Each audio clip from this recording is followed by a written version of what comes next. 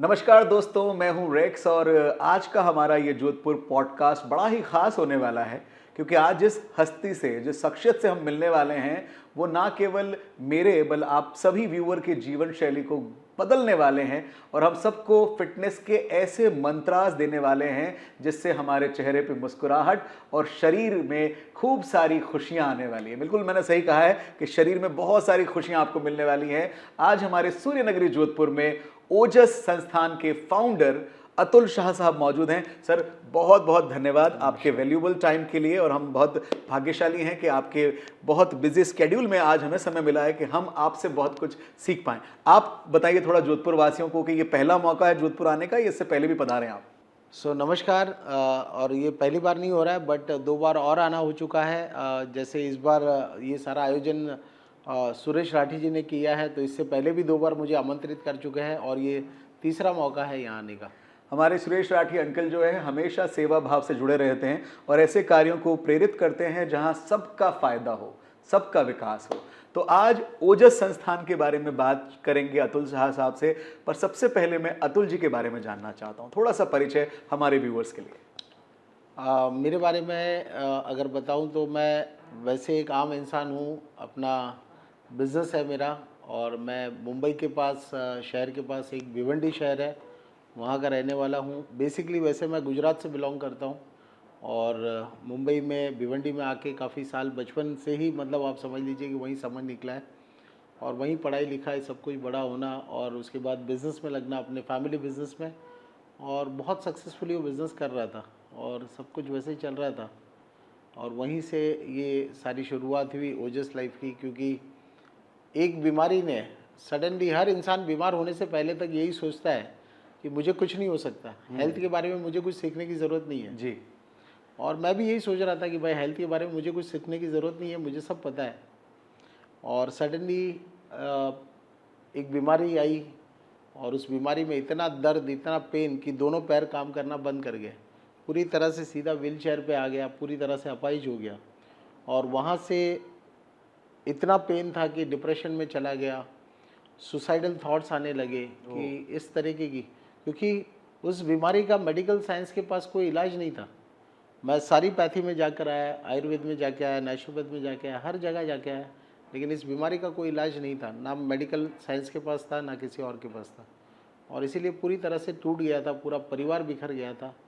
और वहाँ से एक सवाल खड़ा हुआ कि मुझे ये बीमारी क्यों हुई है, मैं ये जानना चाहता हूँ। फॉर एग्ज़ाम्पल, अगर मोबाइल यूज़ करने से हुई है तो मैं मोबाइल यूज़ करना छोड़ दूँगा। बिल्कुल। मेरी ऐसी कौन सी गलत आदत है जिसकी वजह से मुझे ये बीमारी हुई है? मुझे अगर ये पता चले तो मैं उस आदत को बदल दूँगा। बिल्कुल। और वहीं से जवाब मिलने शुरू हुए। जब इंसान खोज में लगता है तो ऊपर वाला साथ देता है और जवाब मिलने शुरू हो गए। आज हमारे सबके हाथ में एक गूगल बाबा तो है ही है और वहीं से जवाब मिलने शुरू हुए और मुझे पता चला कि मेरे लाइफस्टाइल में कितनी प्रॉब्लम्स थी, मेरी लाइफस्टाइल कितनी गलत थी। और वहाँ से मैंने बदलाव किए और 2 साल में, जिसको कहते हैं मेडिकल मिरेकल, वो मेरे साथ हुआ। मेरी बीमारी पूरी तरह से ठीक हो गई, रिपोर्ट्स नॉर्मल आ गए और वहाँ से फिर मैंने इसको, लोगों को बातें अपनी शेयर करनी शुरू की। मुझे पहले शुरुआत में ऐसा लगता था कि जो लोग बिस्तर में पड़े होते हैं वो बीमार हैं। तो पहले, सबसे पहले मुझे क्या फील हुआ कि मेरे हाथ में एक जादू की छड़ी लग गई है जी। और जो बिस्तर में पड़े हुए लोग हैं मैं उसको ठीक कर सकता हूँ। जी। तो पहले क्या होता है कि हम ठीक हो गए, चलो कभी ऐसा भी हो सकता है कि कौवे का बैठना और डाल का टूटना लेकिन मैंने जब लोगों से शेयर करना शुरू किया तो 70-75 साल के लोग जो बिस्तर में पड़े 2-2, 3-3 साल से, उन्होंने ये शुरू किया और वो ठीक होने लगे, फिर चलने दौड़ने लगे, फिरने लगे। अरे वाह। एंड आई रियलाइज्ड कि वाकई में ये जादू की छड़ी सब पे काम करती है। एंड धीरे धीरे मेरी बातें लोगों को अच्छी लगने लगी। पहले 2 लोग ऐसे सुनते थे, फिर धीरे धीरे 100 होने लगे, 1000 होने लगे, 5000 होने लगे, 10,000 होने लगे और ऐसे मेरी ऑडियंस बढ़ती गई और हर दिन मेरे सेमिनार्स लगते गए। मुंबई से फिर धीरे धीरे पूरे भारत में ये प्रोग्राम होने लगे और इस प्रकार से ये ओजस लाइफ जो है इसकी शुरुआत हुई। वैसे मैं हमारे सभी व्यूवर्स को बताना चाहूँगा, ओजस लाइफ जो है ये संस्था निःशुल्क कार्य करती है। सभी के स्वास्थ्य के मद्देनज़र उन्हें कुछ बेसिक बातें बताकर, उनके जीवन को सुंदर बना रही है ओजस संस्थान। सर ने तो बहुत कम संख्या बताई है, पर मैं यहाँ आपसे शेयर करना चाहूँगा, लाखों करोड़ों की संख्या में लोग ओजस लाइफ के साथ अपने स्वास्थ्य को बेहतर कर रहे हैं, अपनी लाइफस्टाइल को बेहतर कर रहे हैं, क्योंकि हमारी लाइफस्टाइल में भी कई ऐसी खामियां हैं जिन पर अगर हम सही से काम करें तो शायद हमें किसी दवाई की आवश्यकता नहीं पड़ने वाली है। मैं फिर से अनुरोध करना चाहूँगा, इस पॉडकास्ट को आखिर तक देखिएगा और इस पॉडकास्ट में मिली हुई जानकारियां लोगों से साझा ज़रूर कीजिएगा। सर, ओजस लाइफ के बारे में मैं थोड़ा और डिटेल में समझना चाहूँगा। ओजस लाइफ कैसे काम करता है, क्या क्या वो जानकारियां हैं जो आम जनता तक पहुंचाता है? अब मेजरली यही जानकारी है कि मेरे सेमिनार्स होते हैं हर जगह पे, कोई जैसे समय अनुमति देता है लोग इनवाइट करते हैं।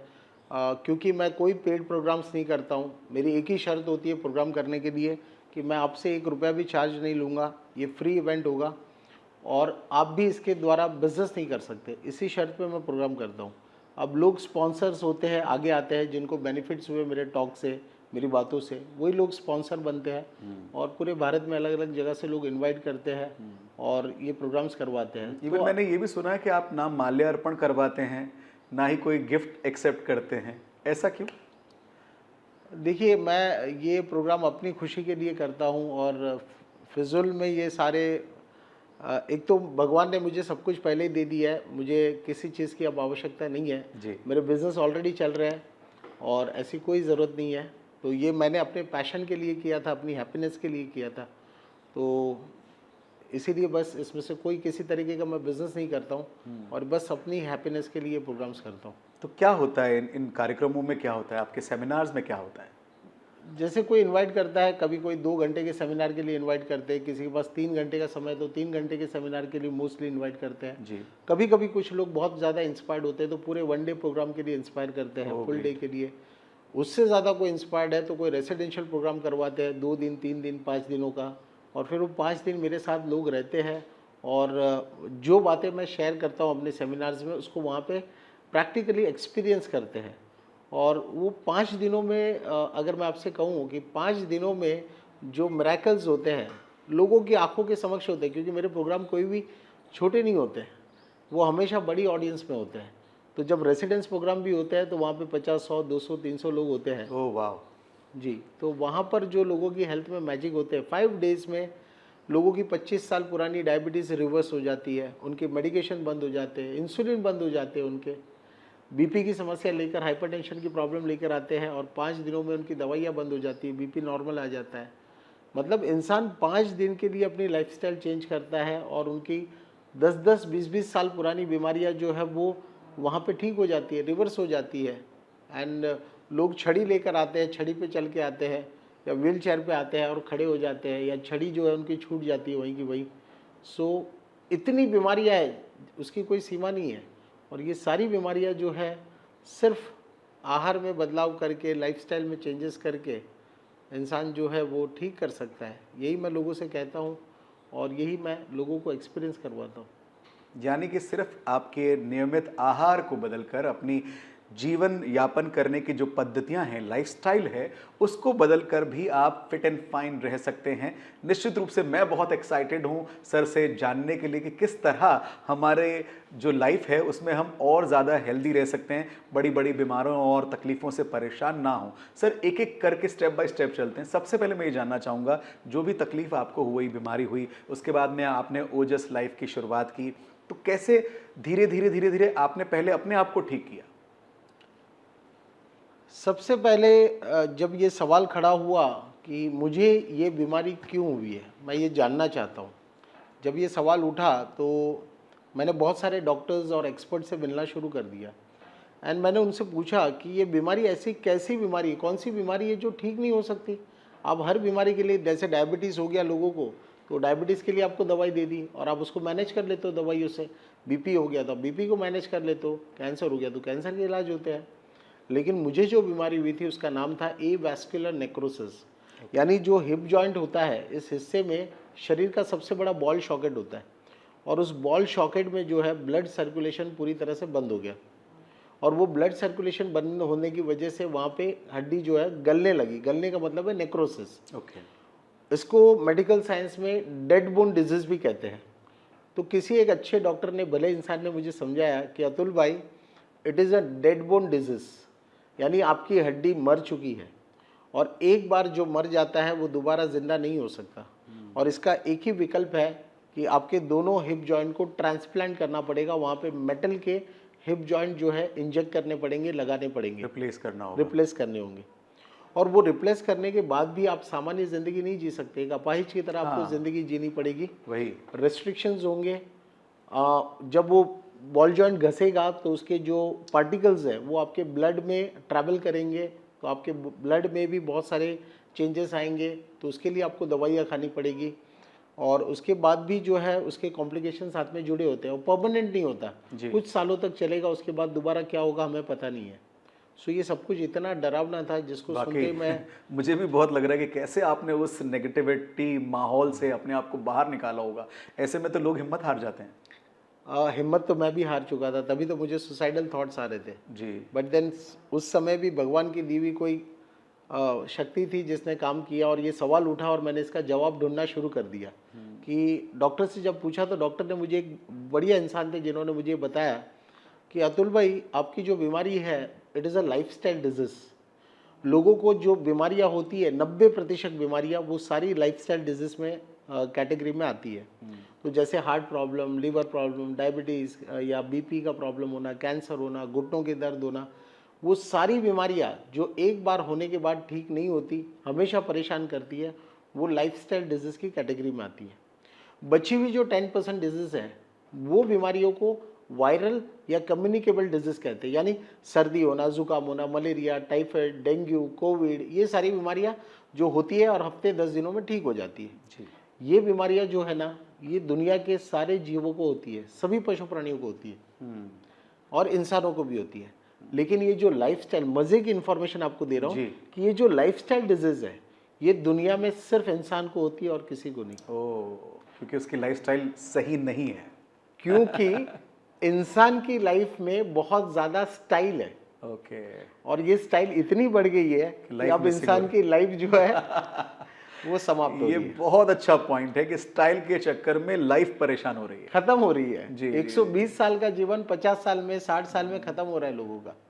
तो आज तक के सेमिनार्स और लाखों लोगों से मिलने के बाद में आपने क्या निष्कर्ष निकाला? क्या है वो पॉइंट्स जहां आम आदमी को अपनी हेल्थ के लिए काम करना चाहिए? बस यही बात है कि it is just a lack of information. Okay. और कुछ भी नहीं है। हम कोई प्रोडक्ट खरीदते हैं तो उसके साथ एक, हम छोटी सी 100 रुपए की चीज़ खरीदते हैं तो उसके साथ एक मैनुअल मिलता है कि भाई इसका इस्तेमाल कैसे करना है। प्रॉब्लम यह है कि भगवान ने हमारे साथ कोई मैनुअल नहीं भेजा और जनरेशन टू जनरेशन जो गैप है, उस गैप के चक्कर में हमारी लाइफस्टाइल, हम कहाँ से हमने स्टार्ट किया था और अब हम कहाँ पहुँच चुके हैं, हमको खुद को नहीं पता। तो बस यही बातें मैं लोगों को याद दिलाता हूँ कि हमारी बॉडी की ज़रूरत क्या है उसे आप जान लीजिए और उसे समझ लीजिए, तो आपको किसी और हेल्थ एक्सपर्ट की ज़रूरत नहीं है। आप खुद ही अपनी बॉडी के हेल्थ एक्सपर्ट बन जाएंगे और आप कभी बीमार नहीं होंगे, या बीमार है तो आप ऑटोमेटिकली अपने आप को ठीक कर लेंगे। क्या बात है। तो वो मैनुअल क्या है? क्योंकि हम so excited to know that manual. बिल्कुल। तो अब ये इन्फॉर्मेशन जो है, सबसे पहली बात तो इंसान को ये पता होना चाहिए कि हमारा शरीर बना कैसे, बेसिक चीज़ कि हमारा शरीर कैसे डिज़ाइन हुआ, ये तो हमको पता हो जी, है ना। तो हम जानते हैं कि हमारे पास ये ग्लास है यहाँ पर, तो ये एक ग्लास के मटेरियल से बना है या प्लास्टिक से बना है, हमको ये पता है, तो उसको कैसे केयर करना है वो हमको पता है। राइट। सेम वे अगर हमारी बॉडी कैसे बनी है, अगर हम ये जान लें तो हमें ये भी पता चल जाएगा कि उसकी केयर कैसे करनी है। तो सबसे पहले हमारा शरीर जो है, और मैं कोई नई बात नहीं कह रहा हूँ, ये सारी बातें हमारी किताबों में ऑलरेडी है कि शरीर 5 तत्वों से बना हुआ है, प्रकृति से बना हुआ है। और प्रकृति में क्या है, तो 5 चीज़ें हैं, और वो 5 चीज़ें कौन सी है उसे जान लीजिए। सबसे पहले हम बात करेंगे पृथ्वी तत्व, धरती, यानी धरती से हमारे शरीर में मिट्टी होती है लेकिन हम मिट्टी नहीं खा सकते, तो मिट्टी से आने वाली चीज़ें हम खाते हैं, फ्रूट खाते हैं, सब्जियां खाते हैं, ग्रेन्स खाते हैं, और मिट्टी की चीज़ें हम अपनी बॉडी में लेते हैं। जी। ये first element. Right. Second element पानी, पानी के बिना भी हम जी नहीं सकते हैं, ये भी हमारी बॉडी का पार्ट है। थर्ड एलिमेंट अग्नि, जिसको अग्नि कहते हैं या फायर कहते हैं। और वो फायर क्या था? तो वो था सनलाइट। तो सनलाइट के बिना इस धरती पे कोई भी लाइफ पॉसिबल नहीं है, हम सभी लोग जानते हैं। और सनलाइट हमारी बॉडी के लिए कितनी इंपॉर्टेंट है ये भी हम सब लोग जानते हैं। जी जी, विटामिन डी भी मिलता है। जी बिल्कुल, उसके बिना तो इंसान जिंदा ही नहीं रह सकता। It is the source of life. Right. Sun के बिना तो इस प्लैनेट पे कोई लाइफ ही पॉसिबल नहीं होगी। ट्रू। उसके ऊपर आते हैं तो वो है वायु, एयर। और बिना एयर के, बिना सांसों के तो हम एक पल भी जिंदा नहीं रह सकते। कल्पना ही नहीं की जा सकती। बिल्कुल, तो वो भी हमारा फूड है जी। और ऊपर, सबसे ऊपर है आकाश। आकाश का मतलब होता है स्पेस। हमारी बॉडी में अगर स्पेस ना हो तो ब्लड सर्कुलेशन कैसे होगा? स्पेस ना हो तो हम ब्रीथ कैसे करेंगे? स्पेस ना हो तो हम खाना खा के उसको डाइजेस्ट कैसे करेंगे?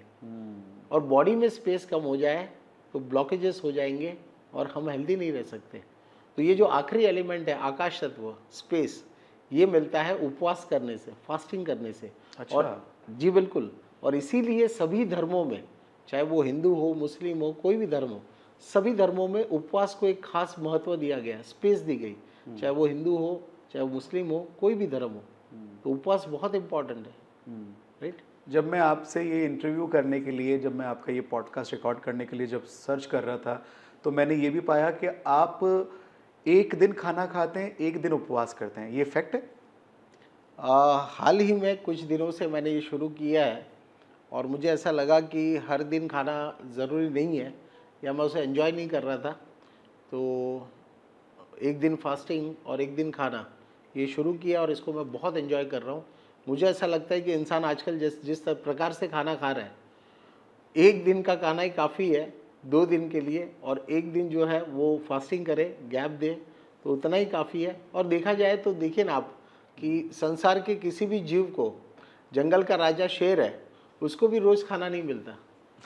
संसार के सारे जीव जो है वो स्टारवेशन के लिए डिज़ाइन हुए हैं। रोज़ खाना, घड़ी देखकर खाना सिर्फ इंसान ही करता है। और उसी के ये नतीजे हैं, ये अस्पताल सारे भरे पड़े हैं और दुनिया भर की बीमारी बढ़ती चली जा रही है। पर सर, सबके लिए एक दिन उपवास रखना, एक दिन खाना खाना थोड़ा मुश्किल होता होगा। तो मैं आपसे ये जानना चाहता हूँ कि आप हमारे व्यूअर्स को क्या सलाह करेंगे कि वो उपवास करें तो कितने समय के बाद में करें, कैसे ध्यान रखें उस चीज़ का? देखिए, अगर मैं उपवास पे बात कर रहा हूँ तो मुझे ऐसा लगता है कि अलग अलग प्रकार के उपवास है जिस पे मैं बात करता हूँ। सबसे पहले मैं इंटरमिटेंट फास्टिंग पे बात करता हूँ जी। कि हर दिन, हर रोज़ खाना खाते हुए भी आपके पास 24 घंटे होते हैं, तो 24 घंटे में एक 14-16 घंटे या 15 घंटे निकालिए जिसमें आप फास्टिंग कीजिए, और बाकी के 8-10 घंटे रखिए अपने खाना खाने के लिए। तो जब आप फास्टिंग करते हो तो आपकी बॉडी में सफाई होती है, क्लीनिंग होती है, रिपेयरिंग होती है, और ये बहुत इंपॉर्टेंट है। तो आप रात का खाना या तो जल्दी खा लीजिए, या सुबह का खाना थोड़ा सा ब्रेकफास्ट लेट कर दीजिए, और थोड़ा सा गैप जो है ना वो अच्छा खासा मेंटेन कीजिए, यानी 14 से 16 घंटे के बीच, जहाँ पर आप कंफर्टेबल हैं। और उतना करने से ही आपकी लाइफ में मैजिक शुरू हो जाएंगे। और मैं कोई नई बात नहीं कर रहा हूँ, दुनिया आज जानती है इंटरमिटेंट फास्टिंग को और उसके बेनिफिट्स को। मैंने भी कहीं पढ़ा था कि आपके पाचन तंत्र को भी समय देना ज़रूरी है उसका काम करने के लिए। बिल्कुल। इसके अलावा और कौन सा प्रकार है उपवास का? सो ये हो गया डेली फास्टिंग, इंटरमिटेंट फास्टिंग, यानी आप रोज़ाना कर सकते हैं इसको। सेकंड है, आप हफ्ते में एक दिन उपवास रख सकते हैं, पहले के लोग किया भी करते थे। या फिर महीने में 2 बार एकादशी आती है, उस दिन उपवास रख सकते हैं। एक हफ्ते में ना हो पाए, बन पाए, तो 2 हफ्ते में एक उपवास कीजिए। यानी उस हफ्ते में जो भी हम खाने पीने को लेकर गड़बड़ करते हैं और बॉडी में जाने अनजाने कोई इन्फ्लेमेशन हो गए, या कहीं पे बॉडी में ट्रैफिक जाम हो गया, खाना जो है वो रुक रहा है, अटक रहा है, तो आप हफ्ते में एक दिन बॉडी को रेस्ट देते हैं ताकि वो अच्छे से अपना सफाई का काम कर सके, एसिमुलेशन कर सके, और रिपेयरिंग और हीलिंग का काम कर सके। यहाँ मेरे 2 सवाल है सर। पहला तो ये कि कई लोग ये भी कहते हैं कि खाना नहीं खाया तो एनर्जी नहीं आती है, एक दिन उपवास करूँगा तो फिर कैसे एनर्जी मेंटेन होगी, इस पर आपका क्या कहना है? सबसे पहली बात यह है कि इंसान का ये सबसे बड़ा भ्रम है कि खाने से एनर्जी मिलती है या शक्ति मिलती है। ओके। खाने से शक्ति मिलती ही नहीं है। इनफैक्ट आपका खाना आपकी शक्ति छीन लेता है। अच्छा। आप उसको डाइजेस्ट करते हो तब भी आपको अपनी शक्ति का उपयोग करना पड़ता है। अगर खाने से शक्ति मिलती तो दुनिया का कोई भी पहलवान जो है पहले खाना खाता और फिर लड़ने जाता। कोई खाना खा के लड़ पाएगा क्या? आप मुझे बताइए। नहीं। कोई स्पोर्ट्स पर्सन है, वो स्पोर्ट्स खेलने जा रहा है, तो क्या वो जोरदार पेट भर के खाना खाएगा और बाद में स्पोर्ट्स खेल पाएगा? नहीं। नहीं खेल पाएगा, तो वो आपकी एनर्जी ले लेता है, इनफैक्ट उसको भी आपको एसिमुलेट करना पड़ता है। ओके। तो सबसे पहली सच्चाई ये है, फैक्ट ये है कि शक्ति खाने से नहीं मिलती, शक्ति मिलती है सोने से। ओह, जी बिल्कुल। This is something new which we have to understand. तो जब आप सोते हो तो आपका बॉडी, देखिए एक सिंपल उदाहरण दे देता हूँ ताकि लोग और हमारी जनता भी उसको अच्छे से समझ पाए, जी बिल्कुल। कि जब आपके पास एक इलेक्ट्रिक व्हीकल है तो आपको उसको चार्ज भी करना है, लेकिन एट द सेम टाइम अगर आप चार्जिंग करते हो तो इसका मतलब ये नहीं कि आपको उसको मेंटेन नहीं करना पड़ेगा।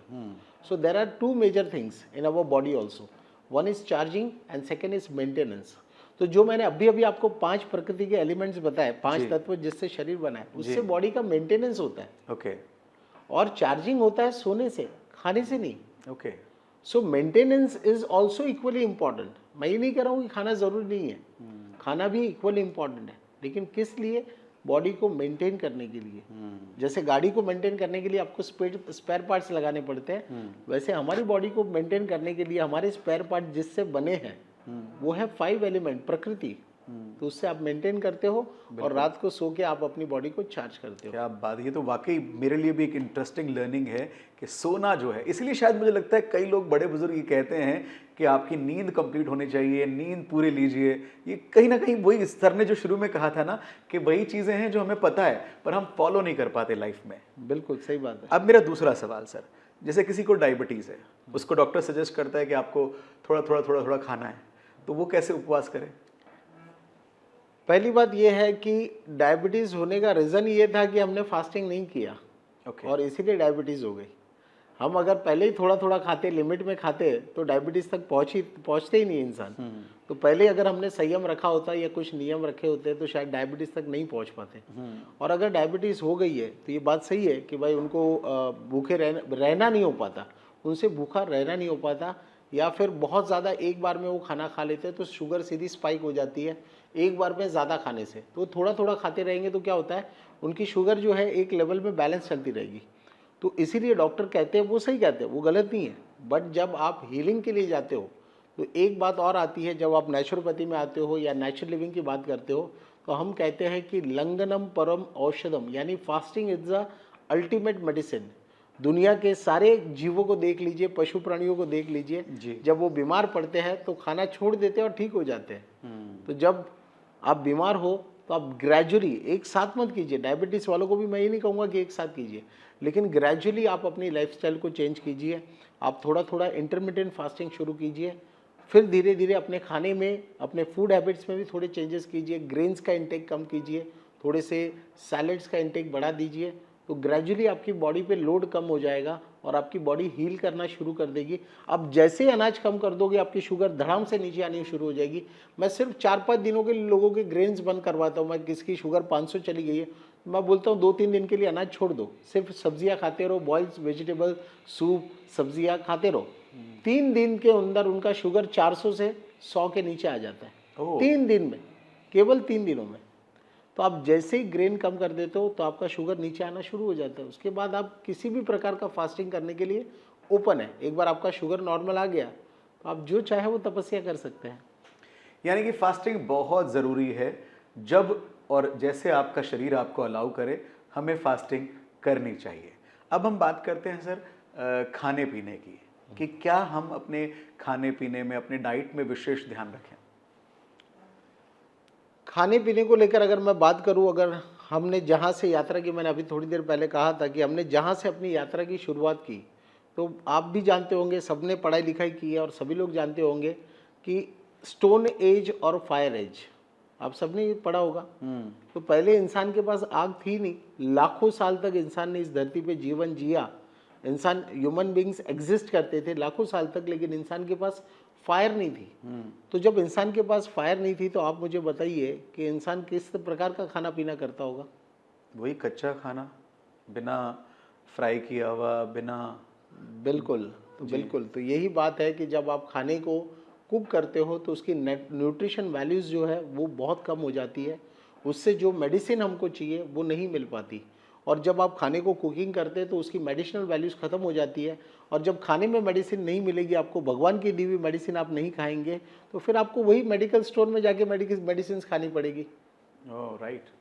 तो हमें अपने, मैं ये नहीं कहूँगा, आज देखिए मैं जानता हूँ कि ये प्रैक्टिकल नहीं है कि हाँ, वही मैं भी अब सोच हम रहा था। पका हुआ खाना छोड़ दें या अनकुक खाने पे आ जाए। मैं ये बिल्कुल जानता हूँ, और लाखों साल तक हमने पका हुआ खाना खाया है, आग पे चढ़ा हुआ खाना खाया है, तो हमारे जेनेटिक्स जो है वो बदल गए हैं। तो अब हमारी बॉडी को कुछ पका हुआ खाना खाने की हैबिट हो चुकी है, अब उसके बिना हम जी भी नहीं सकते। हाँ, एकदम बदलाव संभव नहीं है। बिल्कुल बिल्कुल, लेकिन मैं ये चाहता हूँ कि थोड़ा थोड़ा बदलाव, जेनेटिक्स उतने नहीं बदले कि जितना जिस प्रकार से आज हम खाना खा रहे हैं। आप सिर्फ 100 साल पहले पीछे जाके देखिए ना, 100 साल पहले हमारे लोग जो खाना खाते थे वो सात्विक भोजन, ट्रेडिशनल फूड हम खाते थे। और आज हम जो फैंसी जंक फूड खा रहे हैं उसकी हमारे बॉडी को, जेनेटिक्स को उसकी आदत नहीं पड़ी है। तो मैं ये कहता हूँ कि आप घर का सात्विक फूड खाइए, लेकिन at the same time fruits खाना। और हम देखिए ना, बाय डिफॉल्ट हम सब जानते हैं, इंसान सब जानता है। आप मुझे बताइए चलिए कि अगर आप किसी बीमार व्यक्ति से मिलने जाए तो आप उसके लिए क्या कैरी करके लेके जाएंगे साथ में? फ्रूट्स। तो देखिए यही हो गया ना, जवाब आपने ही ले लिया। इंसान बाय डिफॉल्ट सब जानता है कि एक बीमार इंसान फल खाएगा तो जल्दी ठीक हो जाएगा। तो मैं यही बात लोगों से कहता हूँ कि आप खाने पीने में थोड़े फ्रूट्स ऐड कीजिए, खाने से पहले या खाने के साथ थोड़े से अच्छे अमाउंट में सैलेड ऐड कीजिए, और उसके बाद आपको जो मन चाहे वो खाना खाइए, आपका घर का बना हुआ देसी खाना, और उसमें कोई रोक टोक नहीं है। तो जैसे आपने जिक्र किया कि बिना बॉइल्ड या फ्राइड फूड ना खाएं, तो उसको कैसे कैसे यूज़ करें फिर? सैलेड के रूप में। सैलेड के रूप में, ओके। हाँ, तो आप अपने घर में जो भी सीजनल सैलेड आते हैं उसको एटलीस्ट कंज्यूम कीजिए। और खाने पीने में हम कहीं पर भी जाए तो ये प्रथा तो बनी हुई है ना कि खाने में सबसे पहले आपको सैलेड सर्व करते हैं जी। बस, ये बहुत इंपॉर्टेंट है, लेकिन उसकी थोड़ी सी मात्रा बढ़ के हो। उबला हुआ खाना, इज इट फ्रूटफुल? देखिए ये वही बात हो गई, हमने एक बार आग पे चढ़ा दिया तो हमने उसकी वैल्यूज तो खत्म हाँ, कर दी, धीरे धीरे वो होने उसकी मेडिसिन खत्म कर दी। बट ऑफ कोर्स उबला हुआ खाना आपके नॉर्मल फूड से बेटर होगा, क्योंकि जब आप उबला हुआ खाएंगे तो आप उसके साथ ग्रेन कंज्यूम नहीं करेंगे जी, या फिर उसके साथ आप मसाले नहीं खा रहे, Add जो नहीं मसाले करेंगे। हमारे हेल्थ के लिए, तेल कट जाएगा, उसमें से तेल निकल जाएगा, मसाले निकल जाएंगे, ये सारी चीज़ें निकल जाएंगी, तो ऑफ कोर्स वो उससे बेटर माना जाएगा, बट उसकी मेडिसिनल वैल्यूज जो है वो नहीं मिल पाएगी। और किन बातों का ध्यान रखें खाने पीने में? खाने पीने में अगर और बात करें तो मोटा मोटी हम बातों ही बातों में बहुत कुछ कह चुके हैं कि हमें ग्रेन्स का इंटेक कम करना चाहिए। ग्रेन्स जो है वो बहुत बड़ा बोझ है शरीर पे। ये आपने दूसरी बार कहा कि ग्रेन्स बंद करो, ग्रेन्स बंद करो। मैं थोड़ा जानना चाहता हूँ क्यों? एक बात मैं आपको बता दूं कि बंद करो ये मैं किसी इलाज के तौर पे कहता हूँ जी। कि भाई 2 दिन 4 दिन के लिए बंद करो। पर पूरा बंद नहीं करना है। अरे आप ये देखिए, मैं लोगों से सेमिनार में भी यही कहता हूँ कि भाई मेरे नाम से आप अफवाह मत फैलाइए, है ना। The little knowledge is dangerous, half knowledge is dangerous. Yes. तो लोग मुझे सुनते हैं और निकल के बोलते हैं कि वो अनाज खाने को मना करते हैं या दूध पीने को मना करते हैं या पका हुआ खाने को मना करते हैं। तो ऐसा कुछ भी नहीं है। मैं लोगों को बस संयम रखने को कहता हूँ। मैं कहता हूँ अपने खाने को एंजॉय कीजिए, बस ये खबर रखिए कि कहीं आपका खाना आपको एंजॉय ना कर ले। इस बात का ध्यान रखिए। ये बहुत अच्छा कोट दिया आपने। अच्छा, पानी का आपने कहा कि ये एक मुख्य तत्व है हमारे शरीर का जी। उसके बारे में आपका क्या कहना है? क्या जो हम पढ़ते आए हैं कि 6 से 7 लीटर पानी रोजाना पिएं, इज इट गुड? और आपकी तरफ से कोई और एक सलाह है? सबसे पहली बात यह है कि 3 लीटर पानी पियो या 6 लीटर पानी पियो या मग भर के पानी पियो या बाल्टी भर के पानी पियो, ये गलत बात हो जाएगी। क्योंकि हम किस मौसम में हैं, हम कहाँ हैं, हम कैसा खाना पीना खा रहे हैं, उस पर निर्भर करेगा कि आपकी बॉडी की पानी की रिक्वायरमेंट कितनी है। जी। तो दुनिया का कोई भी एक्सपर्ट आपको ये नहीं बता सकता कि आपकी पानी की रिक्वायरमेंट कितनी है। जी। वो आपका बॉडी ही आपको बताएगा। राइट। फॉर एग्जाम्पल, अगर आप किसी हिल स्टेशन पे है, बहुत ठंड है वहाँ पे, तो आपकी दिन भर पानी की रिक्वायरमेंट 1 लीटर भी नहीं होगी। आपका बॉडी आपको खुद बताएगा। और अगर किसी दिन आप रेगिस्तान में है, जैसे हम जोधपुर में आए तो यहाँ पे किसी रेगिस्तान में हम 1 दिन के लिए चले जाते हैं घूमने, जी। तो वहाँ पे गर्मी की वजह से हर आधे घंटे में आप 1 बॉटल पानी पी जाओगे, फिर भी आपकी प्यास नहीं बुझेगी, नहीं बुझेगी, है ना। ये आपने भी अनुभव किया होगा, सभी लोगों ने, हमारी ऑडियंस ने अनुभव किया होगा। तो आप कितना पानी पिएंगे ये आप डिसाइड नहीं करेंगे, आपकी बॉडी आपको बताएगी। लेकिन एट द सेम टाइम एक नई प्रॉब्लम मैं लोगों के बीच देख रहा हूँ कि लोगों के सॉफ्टवेयर में गड़बड़ी आ रही है। लोग प्यास को भूख समझ बैठे हैं और उनके बॉडी में पानी की कमी होनी शुरू हो चुकी है। तो ये बात भी हमको ध्यान रखना होगा कि एक बार अगर आपने खाना खाया है तो कम से कम उसको 5-6 घंटे लगते हैं एसिमुलेट होने में, पचने में। डाइजेस्ट होने में। ओके। तो उस बीच में आपको अगर बार बार भूख लगती है, हर घंटे में आपको लग रहा है कि मुझे कुछ खाने की इच्छा हो रही है, तो वो भूख नहीं है, वो प्यास है। आपके सॉफ्टवेयर की मिस्टेक है, आपने प्यास को भूख समझ लिया और आप बार बार कुछ ना कुछ खा लेते हो, तब फिर आपकी बॉडी में पानी की कमी होती जाएगी और खाना जो है बढ़ते जाएगा, ट्रैफिक जाम होते जाएगा, कॉन्स्टिपेशन शुरू हो जाएगा, डाइजेशन के प्रॉब्लम शुरू हो जाएंगे। और आप तो ये जानते होंगे कि एक बार पेट गड़बड़ हुआ तो सारी बीमारियों की शुरुआत धीरे धीरे आपके जीवन में हो जाएगी। जड़ माना जाता है पेट, और निश्चित रूप से यहाँ जो सीखने वाली बात यह है कि जब इस तरह से कर्विंग हो तो वहाँ पानी पीने से भी आपकी वो कर्विंग जो है वो ठीक हो सकती है। That's truly a new thing to learn about it. पानी का जिक्र हुआ है तो पानी पी लेते हैं थोड़ा सा। बिल्कुल। तो सर ने जो बताया है इसका मतलब ये है कि जब खाने के बाद कुछ समय बाद फिर से भूख लगे तो एक बार पानी भी ट्राई कीजिएगा, शायद उससे ही आपका शरीर उसे एक्सेप्ट करके पाचन तंत्र को और बेहतर से काम करने का मौका दे, जिससे कि जो खाया है वो अच्छे से पच सके। सर, बात करेंगे हम दूसरे एलिमेंट के बारे में, अग्नि, तप, ताप, सूर्य का प्रकाश। धीरे धीरे हमने सूर्य के प्रकाश को ग्रहण करना कम कर दिया, इस पर आपका क्या कहना है? मैं जब भी किसी चीज़ के बारे में बात करता हूँ, मैं बेसिकली प्रकृति के नियमों के बारे में बात करता हूँ। तो द लॉ ऑफ नेचर, कुदरत के कानून। तो पहली बात यह है कि हम इंसान कितने भी मॉडर्नाइज हो जाए, लेकिन आज भी हम कपड़े पहन के जन्म नहीं लेते जी। और संसार के बाहर बर्ड्स एंड एनिमल्स को सभी को देखिए, वो सब दिन भर जो है धूप सेवन करते हैं, सनलाइट लेते हैं और वो हेल्दी रहते हैं। तो उतना ही इम्पोर्टेंट हमारे लिए है। अब ये पॉसिबल नहीं है हमारे लिए कि हम कपड़े के बिना रहें, लेकिन फिर भी सनलाइट लेना बहुत इम्पोर्टेंट है। आप देखिए ना, हमारे देश में जहाँ इतनी सनलाइट निकलती है वहाँ पे लोगों को उसकी वैल्यू पता नहीं है, और जिस देश में धूप नहीं निकलती वहाँ के लोगों को पूछिए कि ये सनलाइट की वैल्यू क्या होती है, तो वो आपको बताएंगे। तो इसीलिए जब भी धूप निकलती है तो वो सीधा सन बेदिंग करना शुरू कर देते हैं। संसार के सारे जीव जो है अपनी बैक को सन की तरफ एक्सपोज करके रखते हैं, और मैं भी यही लोगों को सिखाता हूँ कि भाई आपको हफ्ते में कम से कम 1 घंटे के लिए, हफ्ते में 1 घंटे के लिए धूप लेनी चाहिए। बैक को एक्सपोज कीजिए और जाके धूप में लेट जाइए और धूप का सेवन कीजिए, तब जाके आप अपने विटामिन डी को मेंटेन कर सकते हैं। और जब मैं विटामिन डी की बात कर रहा हूँ तो आप दुनिया की किसी भी बीमारी का नाम लिखिए, सिर्फ लिखिए गूगल पे और उसके साथ लिखिए विटामिन डी डेफिशिएंसी। आपको दुनिया की हर बीमारी के साथ विटामिन डी की डेफिशिएंसी का कनेक्शन मिलेगा या विटामिन डी का कनेक्शन मिलेगा। तो हर बीमारी के साथ विटामिन डी जुड़ा हुआ है। तो जब आप सनलाइट लेंगे तब आप एक स्वस्थ जीवन की कल्पना कर सकते हैं। तो सनलाइट इज़ वेरी इंपॉर्टेंट और हमें अपनी बैक से सनलाइट लेना चाहिए। और जिस देश में धूप नहीं निकलती वहाँ के लोगों को देख लीजिए कि वो उनकी इम्यूनिटी कितनी कम होती है, वो कितने कमज़ोर होते हैं, है ना।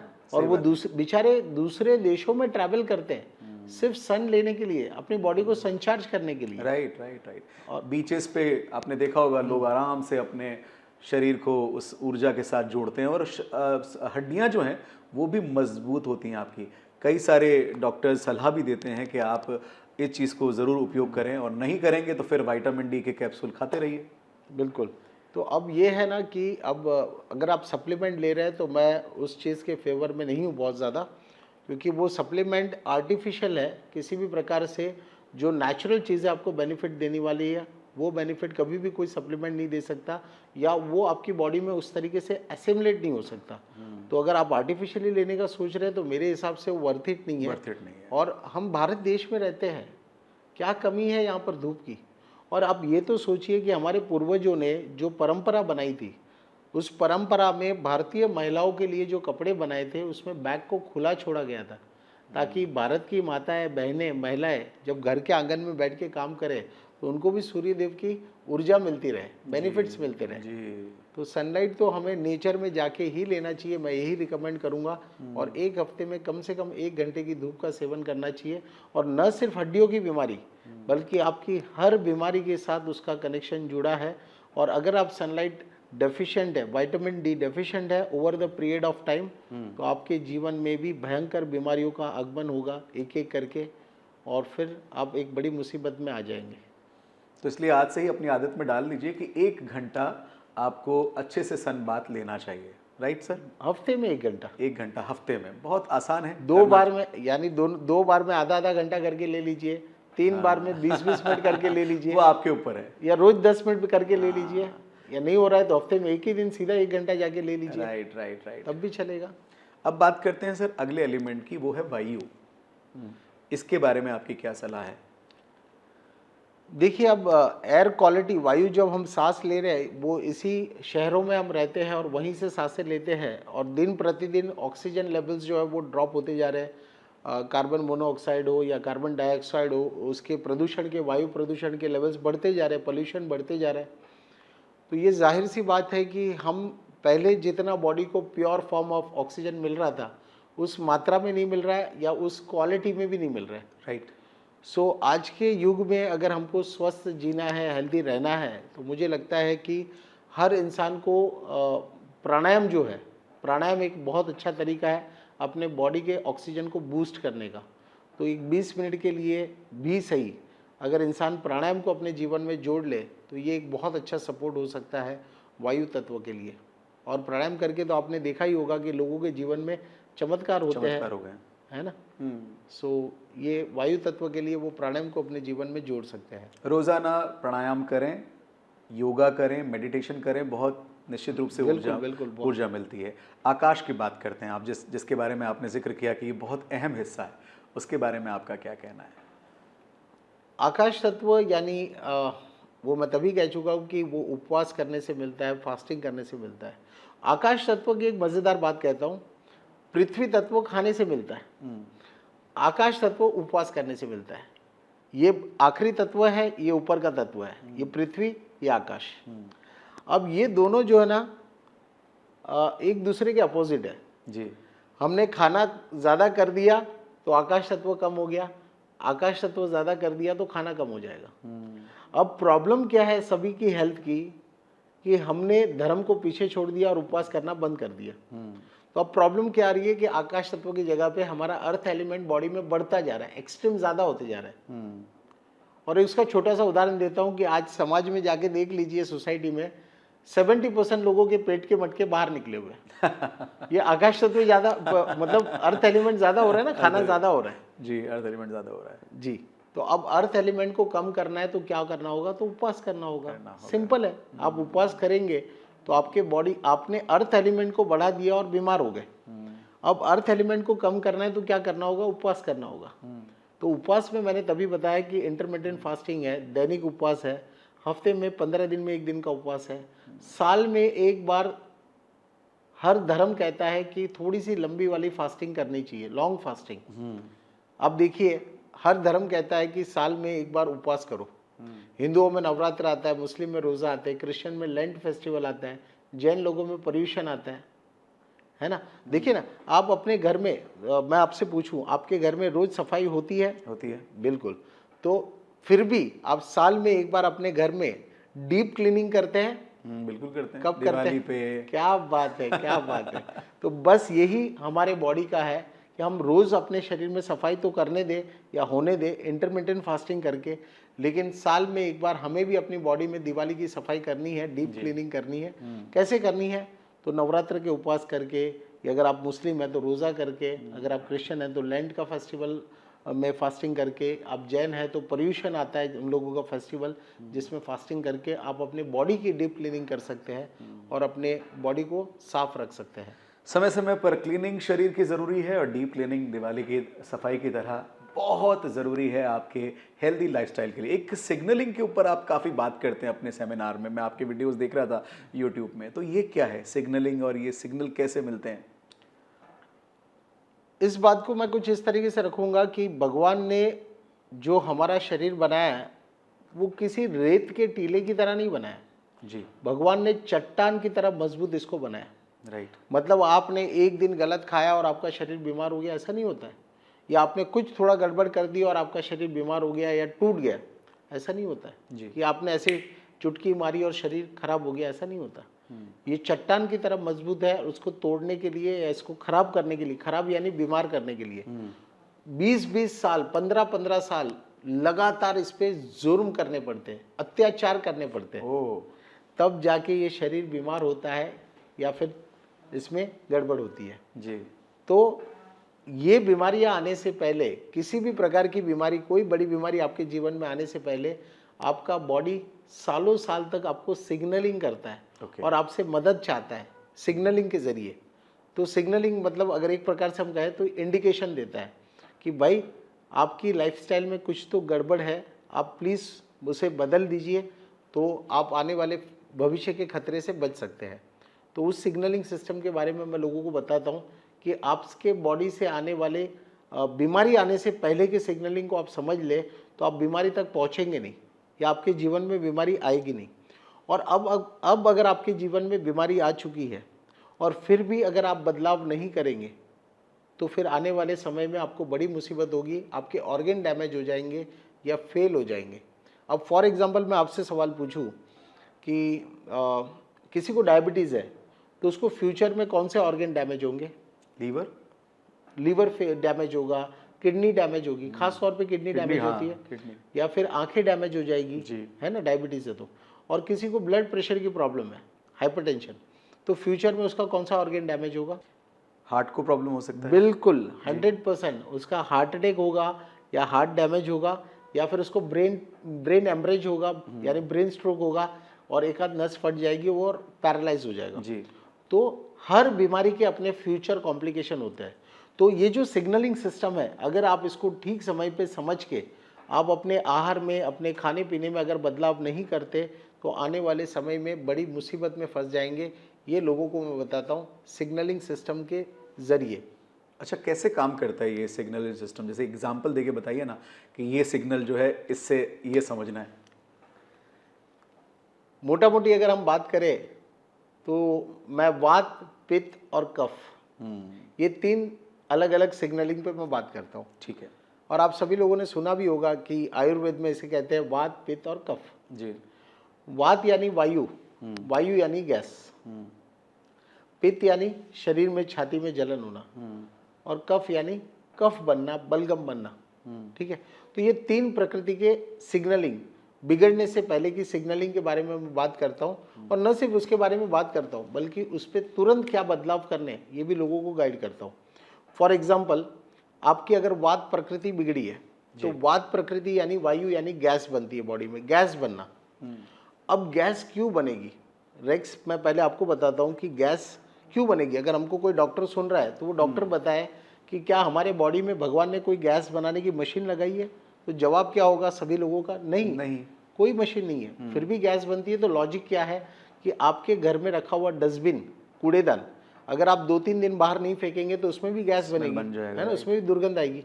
सेम वैसे आप खाना खाते हैं और अगर रोज पेट ठीक से साफ नहीं होगा या रोज साफ नहीं होगा तो वो भी अंदर पड़े पड़े सड़ेगा और गैस बनेगी। तो सबसे पहला कारण जो है गैस बनने का, कॉन्स्टिपेशन। और कॉन्स्टिपेशन के बारे में मैं जब बात करता हूँ तो लोगों से पूछता हूँ, बात करता हूँ, तो लोगों को ये नहीं पता कि कॉन्स्टिपेशन किसे कहते हैं। अच्छा, बिल्कुल। तो यहाँ पर मैं सबसे पहले आपको एक प्रकृति का नियम बता दूँ ताकि आप कॉन्स्टिपेशन को अच्छे से समझ पाए। तो प्रकृति का नियम क्या है, और अगर आपने ऑब्जर्व किया हो तो आप मुझे हाँ कहना। संसार के सभी जीवों को, संसार के सभी जीवों को पेट साफ होने में 2-3 सेकंड लगते हैं और यूरिन पास करने में 40-50 सेकंड लगते हैं। क्या आपने किसी जीव को ऑब्जर्व किया है? गाय भैंस को ऑब्जर्व किया है? बिल्कुल। पेट साफ होने में सेकंड, कुछ सेकंड, 2-3 सेकंड, और यूरिन पास करने में 40-50 सेकंड या मिनट से लग जाते हैं। बिल्कुल बिल्कुल। और इंसान भी जब जन्म लेता है तो जन्म के साथ छोटे बच्चे को आप देखिए, ऑब्जर्व कीजिए, उसको भी पेट साफ होने में 2-3 सेकंड लगते हैं और यूरिन पास करने में 40-50 सेकंड लगते हैं। राइट। तो कॉन्स्टिपेशन किसे कहते हैं? तो कॉन्स्टिपेशन इसे कहते हैं कि अगर आपको यूरिन पास करने से भी ज़्यादा समय पेट साफ होने में लगता है तो उसे कॉन्स्टिपेशन कहते हैं। बड़ी सिंपल परिभाषा हो गई है। बिल्कुल सही कहा है सर ने कि इस पर भी हमें काम करना चाहिए कि हम अपने खाने पीने के साथ साथ हमारे इन पेट को साफ करने वाली जो प्रोसेस हैं उन्हें भी प्रॉपरली फॉलो करें। और आई थिंक जब शरीर सही होगा तो वापस से हम उसी तरफ लौटेंगे जो सर ने बताया, टाइम ड्यूरेशंस, कि जो काम कम सेकंड्स में होना है वो कम में होगा और जो ज़्यादा में होना है वो ज़्यादा में होगा। ये सिग्नल्स के बाद में हम कैसे रिएक्ट करें, इस पर भी थोड़ा सा कुछ आप सलाह देना चाहें? बिल्कुल बिल्कुल। तो वात अगर दोष बिगड़ा है किसी का तो उसे कॉन्स्टिपेशन की प्रॉब्लम होगी। कॉन्स्टिपेशन किसे कहते हैं ये मैं आपको बता चुका हूँ कि ज़्यादा स्टूल पास करने में टाइम लगना। और देखिए ज़्यादा देर जब टॉयलेट में बैठता है इंसान, तो हम कभी भी टॉयलेट में बैठने के लिए डिज़ाइन नहीं हुए थे, हमें सिर्फ जाके थूकना था पॉटी को, लेकिन इंसान वहाँ जाके जाके 10-10 मिनट 15 मिनट बैठ जाता है। तो उस समय बाय डिफ़ॉल्ट आपका पूरा प्रेशर आपके रेक्टम पे होता है, और रेक्टम जो है ना ज़्यादा देर बैठने से, टॉयलेट सीट पे बैठने से डैमेज हो जाता है, और उस डैमेज को ही हम हेमरॉइड्स कहते हैं, पाइल्स कहते हैं, फिशर्स कहते हैं। और आज सभी लोगों में आप देखिए समाज में, सोसाइटी में ये प्रॉब्लम कॉमन होती जा रही है, घर घर की कहानी बनते जा रहा है। सो सबसे पहली बात ये है कि जो पेट साफ नहीं हो रहा है उसे कॉन्स्टिपेशन कहते हैं। दूसरा, सुबह उठते ही अगर पेट साफ नहीं होता, पूरी रात शरीर में सफाई का काम चलता है, तो सुबह उठते ही पेट साफ होना चाहिए, और नहीं होता सुबह उठते ही पेट साफ, तो उसे कॉन्स्टिपेशन कहते हैं। आपके घर में कोई भी व्यक्ति हो, एक भी बंदा हो, आप घर में 10 लोग रहते हैं, एक भी व्यक्ति है जो कहता है कि मुझे सुबह पेट साफ नहीं होता लेकिन मैं दिन में होके आ जाता हूँ, उससे पूछिए कितने बजे जाता है भाई बता, तो बोलेगा मुझे पता नहीं है। तो इसे कहते हैं कॉन्स्टिपेशन। इसका मतलब है कि वो किसी दिन जाता है, किसी दिन नहीं जाता है, तो भी इसको नहीं पता भी नहीं चलता, राइट? समझ रहे? तो सुबह सुबह पेट साफ होना चाहिए। मैं हाल में एक परिवार से मिला, मुंबई में एक मेरा प्रोग्राम था, प्रोग्राम के बाद उनसे मिला, तो बोलते हैं कि सुबह पेट साफ होना चाहिए, ऐसा भी है? तो मैंने बोला क्यों, आपके घर में कोई सुबह पॉटी नहीं जाता है? बोले नहीं, सब अपने टाइम से जाते हैं, सुबह कोई नहीं जाता है। अरे मैंने बोला अरे बाप रे, आप टीवी पिक्चर मूवीज तो देखते होंगे ना, सब लोग वॉशरूम कब जाते हैं? सुबह सुबह ही जाते हैं ना, राइट? बोले हाँ, ये तो हमने कभी नोटिस नहीं किया। तो भाई सुबह पेट साफ होना चाहिए, अगर नहीं होता तो इसे भी कॉन्स्टिपेशन कहते हैं। आपके घर का चाहे वो 5 साल का बच्चा क्यों ना हो, सब पे ये नियम लागू पड़ता है, चाहे वो 5 साल का बच्चा हो या 100 साल का बुजुर्ग हो, सब पे ये नियम लागू पड़ता है कि सुबह सुबह पेट साफ होना चाहिए, एंड विद इन सेकेंड्स पेट साफ होना चाहिए। अगर सुबह पेट साफ नहीं होता तो मैं लिख के देता हूँ आपको गारंटी के साथ कि आप उस व्यक्ति को 5 से 10 साल मैक्सिमम, मिनिमम 5 साल मैक्सिमम 10 साल दे दीजिए, और उसकी ज़िंदगी में वात से संबंधित बीमारियाँ, उसके धमाके शुरू हो जाएंगे। यानी वात की जितनी बीमारियां होती है उसमें एक कॉमन फैक्टर ये होता है कि आपके बॉडी में पेन होगा। पेन होने वाली जितनी बीमारियां हैं, दर्द होने वाली जितनी बीमारियां हैं, वो सारे के सारे वात के रोगों की लिस्ट में आती है। और अगर आपने इस पे ध्यान नहीं दिया तो आने वाले फ्यूचर में आपको वात की बीमारियां हो जाएगी। अब आपके सवाल पे मैं आता हूँ कि क्या करना चाहिए, जिसका वात बिगड़ा है उसको क्या करना चाहिए। तो तुरंत हम उस पर आते हैं कि जिसका भी वात बिगड़ा है उसको पानी मांगने वाली सब्जियों से दूर रहना चाहिए। जैसे कि पानी मांगने वाली सब्जियां कौन सी होती है? राजमा, छोले, मटर, ऐसी सब्जियां जो पकाते हैं तो उसको हमको पानी ऐड करना पड़ता है, ऐसी सब्जियों से दूर रहना चाहिए। जो सब्जियां पकते वक्त पानी छोड़ती है वो सब्जियां ज़्यादा सेवन करनी चाहिए। दूसरा, जिनको कॉन्स्टिपेशन की प्रॉब्लम है उनको लीवर को एम्पावर करना चाहिए। क्यों? क्योंकि आपके बॉडी का सबसे बड़ा पावर हाउस जो है, जो डाइजेशन के और डिटॉक्स के दोनों काम को मैनेज करता है, वो आपका लीवर है। और उस लीवर को शक्ति मिलती है केवल सूर्य देव से, सनलाइट से। तो आपको तुरंत सनलाइट लेना शुरू कर देना चाहिए और अपने लीवर को एम्पावर करना चाहिए। ओके। तीसरा काम, रोज सुबह उठ के 2-4 ग्लास गुनगुना पानी पीना शुरू करना चाहिए, क्योंकि आपने बहुत समय से अपने पेट की गाड़ी को अगर पटरी से उतार दिया है तो उसको पटरी पे चढ़ने में भी टाइम लगेगा। तो आप गर्म पानी पीते रहिए and it will take time. अगर सालों से पेट खराब हुआ है तो रातों रात मैजिक नहीं होगा, बट देन उस समय के लिए आप थोड़े से अनाज कम कर दीजिए। रोटी 4 रोटी खाते हैं तो 2 पे आ जाइए, अनाज कम कीजिए, सब्जी ज़्यादा खाइए। तो ग्रेजुअली साथ ही साथ सैलेड खाना शुरू कीजिए। तो आपको बहुत सारे मल्टीपल टास्क करने होंगे। एक चीज़ ऐसी कोई नहीं है जिससे मैजिक हो जाए। आपको अपने रूट कॉज, बीमारी के रूट कॉज को ही ठीक करना पड़ेगा। राइट। पानी की मात्रा बढ़ानी पड़ेगी, गुनगुना पानी सुबह उठ के पीना पड़ेगा, थोड़े से ग्रेन्स का इंटेक कम कर दीजिए, सब्जी ज़्यादा खाइए, साथ ही साथ सैलेड का सेवन शुरू कीजिए। तो आप धीरे धीरे अपने पेट को ठीक करना शुरू कर देंगे और गाड़ी पटरी पे चढ़नी शुरू हो जाएगी। ये यहाँ पानी और खाने का जिक्र आपने किया है। कई लोगों को आदत होती है खाना खाते ही पानी पी लेते हैं। बिल्कुल। ये इज इट अ गुड? कई लोगों को मैंने ये भी देखा है कि वो खाना खाते खाते कोल्ड ड्रिंक पी लेते हैं। Is it a good one? नहीं, बिल्कुल।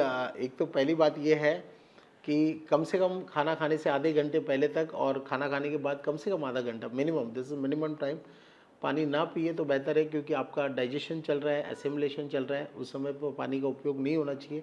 कम से कम घंटे भर बाद, खाना खाया तो उसके घंटे भर बाद अगर आप पानी पीते हैं तो ज़्यादा ठीक रहेगा। और उसके बाद जितना पानी पीना चाहे आप पी सकते हैं। साथ ही साथ कोल्ड ड्रिंक की बात अगर हम करें तो ये तो हम सब लोग जानते हैं, ये कोई नई बात नहीं है कि कोल्ड ड्रिंक जो है हमारी हेल्थ के लिए अच्छा नहीं है। इतना शुगर इंटेक हो जाएगा जो हमारी हेल्थ के लिए अच्छा नहीं है। काफ़ी यूथ इसको यूज़ करता है इन दिनों। नहीं, ये बात सही है, लेकिन अगर मैं आपसे कहूँ कि हम वात प्रकृति पे बात कर चुके हैं और हम आगे बात करें पित्त प्रकृति पे, तो पित्त यानी एसिड। आपके बॉडी में जब एसिड बढ़ेगा तो आपको एसिडिटी होगी। बिल्कुल सिंपल बात है। बिल्कुल। तो जब आपकी बॉडी में एसिड बढ़ रहा है तो आपको ये बात जाननी है कि हमारे बॉडी में हम दो प्रकार के फूड खाते हैं, एक एसिडिक फूड और दूसरे अल्कलाइन फूड। तो जब इंसान के फूड में एसिडिक फूड बढ़ जाते हैं तो उसको एसिडिटी होने लगती है और उससे संबंधित समस्याएं होने लगती है। तो आपसे मैं एक अगर सवाल पूछूं, बाई चांस अगर आपको इसका जवाब आता हो कि आपको पता होगा कि हमारी बॉडी का एक पीएच बैलेंस होता है, सुना है आपने कभी? बिल्कुल। पीएच वैल्यू होती है और वो पीएच वैल्यू जो है वो अल्कलाइन होनी चाहिए हमेशा। तो हमारे बॉडी का जो पीएच वैल्यू है वो 7.1 या 7.2 होना चाहिए जी। और 7 नंबर जो है ये न्यूट्रल नंबर है। 7 नंबर इज न्यूट्रल। 7 के ऊपर जाएंगे तो एसिडिक, 7 के ऊपर जाएंगे तो अल्कलाइन और 7 के नीचे जाएंगे तो एसिडिक। ओके। तो हमारा बॉडी कितना होना चाहिए? 7.1 या 7.2, यानी हमारा बॉडी अल्कलाइन होना चाहिए। अब मैं आपसे कोल्ड ड्रिंक की हम बात कर रहे थे, तो मैं आपसे कहना चाहूँगा कि हम जितना अल्कलाइन फूड खाएंगे उतना हेल्दी रहेंगे और एसिडिक फूड जितने कम खाएंगे उतने हम जो है हेल्दी रहेंगे। तो आप मुझे बताइए कि आपको ये बात पता है कि ये जो कोल्ड ड्रिंक हम पीते हैं उसका एसिडिक वैल्यू जो होती है, एसिडिक अल्कलाइन वैल्यू, ये कितनी होती है? एग्जैक्ट तो नहीं पता पर हाई होती है। ओके, तो मैं आपको बताता हूँ कि कोल्ड ड्रिंक जो होता है वो हाईली एसिडिक होता है और उसकी एसिडिक वैल्यू जो होती है वो 2 के आसपास होती है, 2 के आसपास। ओके। अगर हमारा बॉडी 7.2 होना चाहिए, अल्कलाइन होना चाहिए, और थोड़ा भी एसिडिक हो जाए यानी 7 के नीचे आ जाए तो दुनिया भर की बीमारियां हो जाएगी, हम हेल्दी लाइफ नहीं जी पाएंगे। तो आप सोचिए, आप बिना विचार किए, क्योंकि आप एडवर्टीजमेंट देख रहे हो, आप टीवी में बड़े बड़े सेलिब्रिटीज़ को देख रहे हो कोल्ड ड्रिंक पीते हुए और आप उनको देख के कोल्ड ड्रिंक पीना शुरू कर देते हो, लेकिन आपको ये जानकारी होनी चाहिए कि उसका पीएच वैल्यू जो है वो 2 के आसपास है, यानी वो इतना एसिडिक है। और देखिए ना, आपने सुना रेक्स, ये तो सुना होगा ना आपने कि कोल्ड ड्रिंक से आप वॉशरूम क्लीन करोगे तो बहुत अच्छी सफाई होती है। सुना होगा आपने जी। तो वो ऐसे नहीं कहते, वो बहुत एसिडिक है। तो अगर आपको वॉशरूम साफ करने के लिए एसिड नहीं मिलता है तो आप कोल्ड ड्रिंक लाके उससे सफाई कर सकते हैं और वो बहुत अच्छी सफाई करता है। सो आप सोचिए, इसी से सारा जवाब मिल गया आई थिंक सो। हाँ, तो बिना सोचे हम कुछ भी ना डालें, इस्तेमाल ना करें, पहले उसको स्टडी करें, समझ ले कि हमारे बॉडी की ज़रूरत क्या है और उसके अकॉर्डिंगली हम क्या खा पी रहे हैं। अगर हम ये समझ ले तो इंसान ज़िंदगी में कभी कोल्ड ड्रिंक को हाथ ना लगाए। और पित्त को मैनेज करने के लिए आपकी क्या सलाह है? पित्त को मैनेज करने के लिए बहुत सिंपल नॉलेज है कि आपको करना क्या है, इसको जान लीजिए। अगर पित्त ज़्यादा बिगड़ेगा तो आपका लीवर डैमेज होगा या फिर आपको अल्सर्स हो जाएंगे जी। या स्किन डिजीज हो जाएगी। तो आपको ये जानना है कि आपके फूड में 2 टाइप के फूड होते हैं, एक एसिडिक फूड और एक अल्कलाइन फूड। एसिडिक क्या होते हैं उसको जान लीजिए, अल्कलाइन क्या होते हैं उसको जान लीजिए, फिर आप खुद एक्सपर्ट बन जाएंगे कि आप एसिडिक को कम करना है आपको फूड को और अल्कलाइन को बढ़ा देना है। तो बहुत सिंपल है ये, जितने नेचर के दिए हुए फूड है, फ्रूट्स एंड वेजिटेबल्स और पानी, ये अल्कलाइन है। और जितना इंसान के बनाए हुए फूड है जिसमें कोल्ड ड्रिंक है, जंक फूड है, आर्टिफिशियल फ्लेवर्स, प्रिजर्वेटिव्स वाले जो फूड है, ये एसिडिक है। फिर आपके घर के अंदर में आओ तो घर के अंदर आपके जो चीनी है, शुगर, वाइट शुगर, वो हाईली एसिडिक है। आपके घर के फूड में नंबर 1 एसिडिक फूड जो है वो है चीनी, sugar, okay, white sugar. Number 2 पे आएगा रिफाइंड ऑयल, नंबर 3 पे गरम मसाले, नंबर 4 पे आएंगे अनाज, ग्रेन्स, जो सुखा देते हैं हम, जिसको ड्राई कर देते हैं और स्टोर कर देते हैं, वो भी एक प्रकार से एसिडिक बन जाते हैं। तो लेकिन लेस एसिडिक। तो आपको क्या करना है अब? चाय, अरे मैं चाय को कैसे भूल गया। उससे तो दिन की शुरुआत होती है। बिल्कुल, तो चाय भी जो है एक प्रकार से एसिडिक है। चाय हमेशा ठंडी जगहों पे ग्रो करती है। ओके। तो वहाँ के लोग उसको पी के एसिमुलेट कर सकते हैं, पचा सकते हैं। लेकिन हम यहाँ पे राजस्थान में अगर आप रहते हैं जहाँ का मौसम ही 40 डिग्री के आसपास पहुँच जाता है, और हमारे यहाँ तो चाय बहुत एक नॉर्मल मनवार है। इसीलिए रेक्स, मेरा ये पहली बार नहीं है राजस्थान में, मेरे 3-4 दौरे हो चुके हैं ऑलरेडी, जी। और उसमें से जोधपुर में तो ये तीसरा दौरा है। हाँ। राजस्थान में मैंने जो देखा, मैं पूरे भारत में घूमता हूँ तो मैं राजस्थान की बात करता हूँ, यहाँ के लोगों में मैं जो हाईएस्ट बीमारियाँ देखता हूँ वो है एसिडिटी और अल्सर।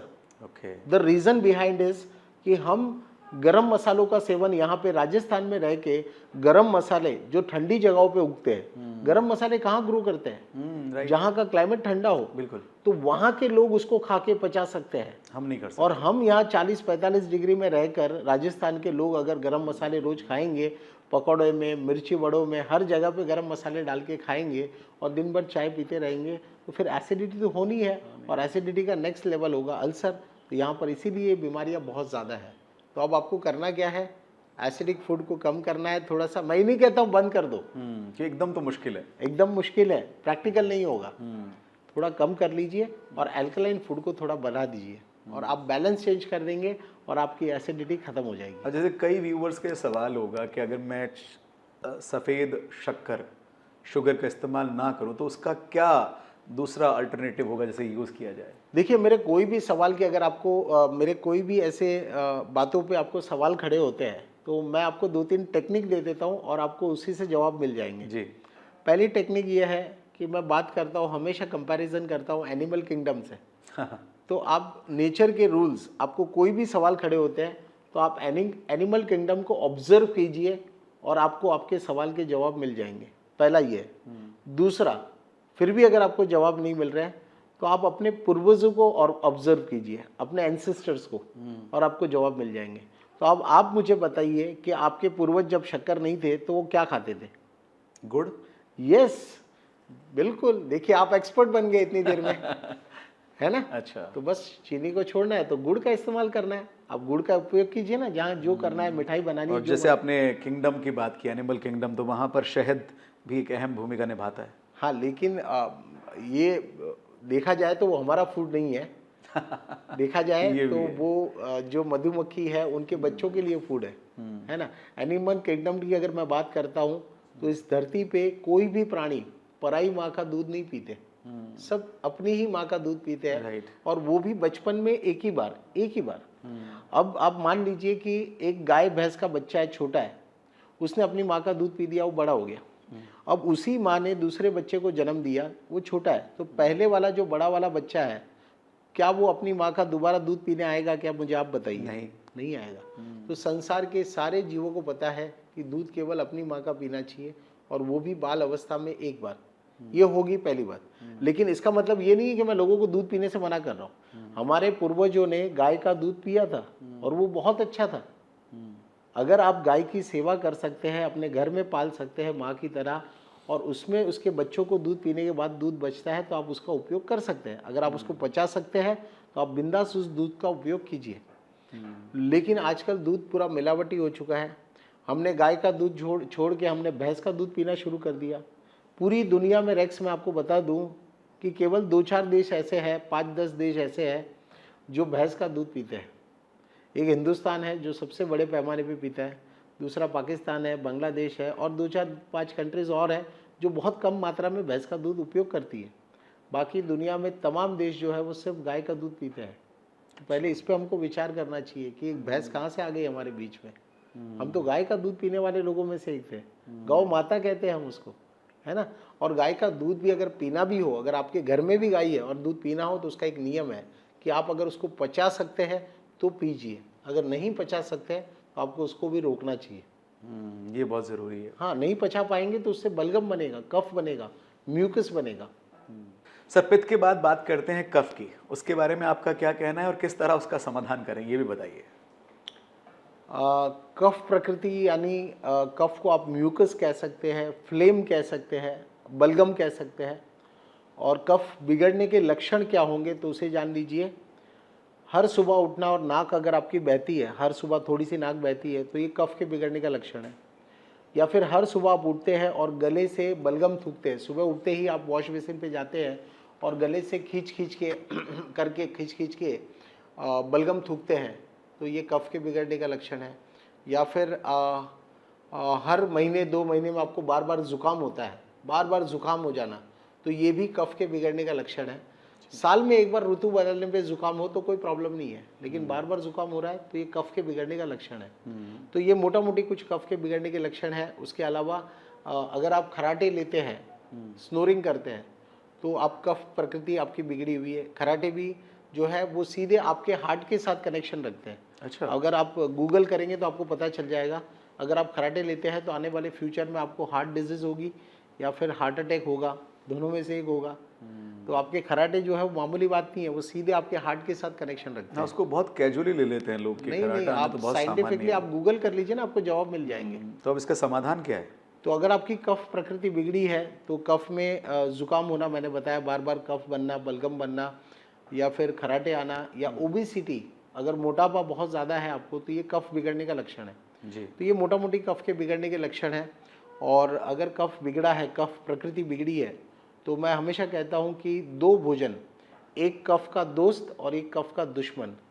कफ का दुश्मन जो है, जो कफ का दुश्मन यानी आपके बॉडी से कफ को ठीक करता है या कफ को निकाल देता है वो, और कफ बिगाड़ने वाला भोजन यानी आपके बॉडी में कफ बनाने वाला, निर्माण करने वाला भोजन कौन सा है? तो कफ बनाने वाला जो भोजन है इस धरती पे नंबर 1 फूड जो कफ निर्माण करता है यानी म्यूकस फॉर्म करता है, वो है डेयरी प्रोडक्ट्स, डेयरी दूध। प्रोडक्ट्स? मुझे पता ही था रेक्स आपको शौक लगने ये वाला है। अचंभित करने वाली बात है। मैं अक्सर अपनी लाइन में बोल देता हूँ कि अब मैं जो बोलने वाला हूँ उससे आपको शौक लगने वाला है। आज मैंने बोला नहीं, मैं आपका एक्सप्रेशन देखना चाहता था। ये तो वाकई अचंभित करता है। जी, तो डेयरी प्रोडक्ट्स जो है, डेयरी प्रोडक्ट्स यानी दूध और दूध के बने हुए सारे उत्पादन, यानी जानवरों से आने वाला जो भोजन है, दूध, दही, छाछ, घी, बटर, मक्खन, चीज़, पनीर, दूध की मिठाइयाँ, दूध के पेड़े, सब कुछ ये कफ को बिगाड़ते हैं। ये हम जब खाते हैं, क्योंकि ये हमारा पहले फूड नहीं था। आपने, मैं ये तो ऑलरेडी बता चुका हूँ कि प्रकृति में कोई भी जानवर जो है वो किसी और जीव का दूध नहीं पीता, वो अपनी माँ का दूध पीता है, और वो भी चाइल्डहुड में, बचपन में एक ही बार। सिर्फ एक ह्यूमन बीइंग्स है जो हम इतने बड़े होने के बावजूद भी दूध पीते रहते हैं। राइट। तो अगर आप दूध को पचा सकते हैं तो कोई प्रॉब्लम नहीं है। अगर आप बहुत मेहनत करते हैं, अपने पूर्वजों की तरह परिश्रम करते हैं, तो आप दूध को पचा सकते हैं और आप पी लें तो कोई वांधा नहीं है, कोई प्रॉब्लम नहीं है। लेकिन जब आप दूध को नहीं पचा पाते तो उससे बलगम निर्माण होता है, म्यूकस फॉर्म होता है। और अगर म्यूकस बनेगा और अगर आप उसको 5-10 साल तक नज़रअंदाज करेंगे तो आपके जीवन में कफ से संबंधित बीमारियों का आगमन होगा। और बड़ी मज़ेदार बात है कि कफ की बीमारियां कौन सी होती है, इसको जानना बहुत ज़रूरी है। नाभि के ऊपर की जो सारी बीमारियां होती है शरीर में, वो सारी बीमारियां जो है कफ के रोगों की लिस्ट में आते हैं। तो नाभि के ऊपर की कुछ कॉमन बीमारियों को मैं आपको गिनती करवाता हूँ। सबसे पहले आया डायबिटीज़ टाइप 2, ये कफ का रोग। उससे ऊपर आते हैं फैटी लीवर, ये कफ का रोग। उससे ऊपर आते हैं कोलेस्ट्रॉल ब्लॉकेजेस, ये कफ के रोग। उससे ऊपर आते हैं लंग्स की सारी बीमारियाँ, अस्थमा, ब्रोंकाइटिस या साइनस, ये सारे कफ के रोग। उससे ऊपर चलते हैं तो थायराइड, ये कफ का रोग।